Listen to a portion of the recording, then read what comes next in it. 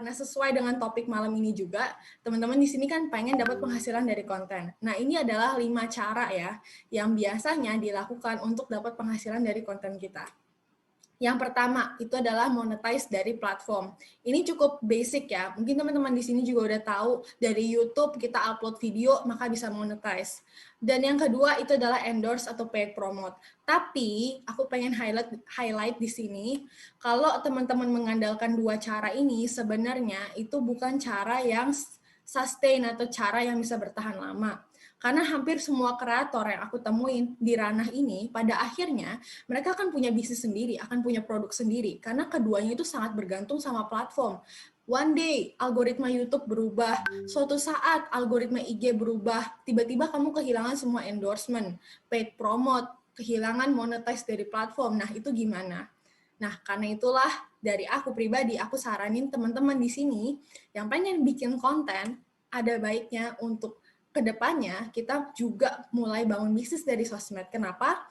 Karena lebih bisa kita kontrol dan kedepannya juga itu jauh lebih menguntungkan ketimbang kita terus-menerus bergantung sama endorsement sama platform. Bayangin platform hilang, endorsement ya kebetulan lagi COVID, brand-brand pada tarik dana. Nah itu kita gimana?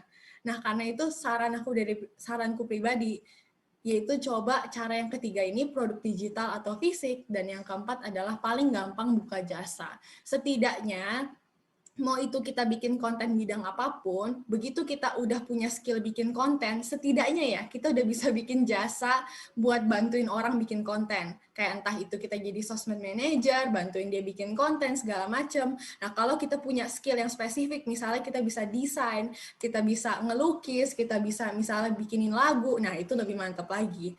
Nah, produk digital atau fisik, kalau buat teman-teman yang belum punya modal di sini, bisa mulai dari produk digital dulu. Misalnya kayak punya skill, let's say punya skill, teman-teman suka sharing soal fitness, suka sharing seputar olahraga. Nah, bisa mulai misalnya e-book olahraga, e-book sharing soal gimana tips-tipsnya supaya misalnya cepat langsing segala macam, atau bahkan bisa mulai bikin program. Nah, kenapa aku saranin produk digital kalau teman-teman di sini belum punya modal? Karena produk digital itu yang paling low cost atau cost yang paling rendah.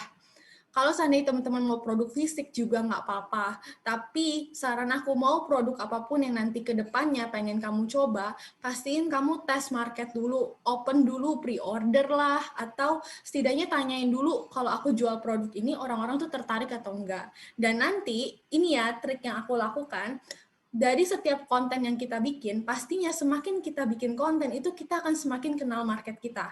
Percaya deh, semakin kita sering bikin konten, semakin kita ngamatin market kita tuh keluhannya apa, komentarnya apa, maka kita akan dapetin banyak insight yang bisa kita masukin ke produk kita.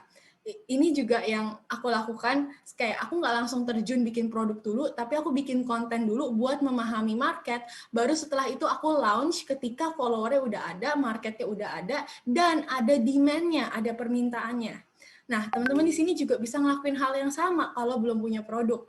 Setidaknya kita tahu dulu market kita tuh maunya apa, baru dari situ kita bikin produknya. Nah, taunya dari mana? Yaitu taunya dari bikin konten. Amatin aktivitas mereka dan segala macam.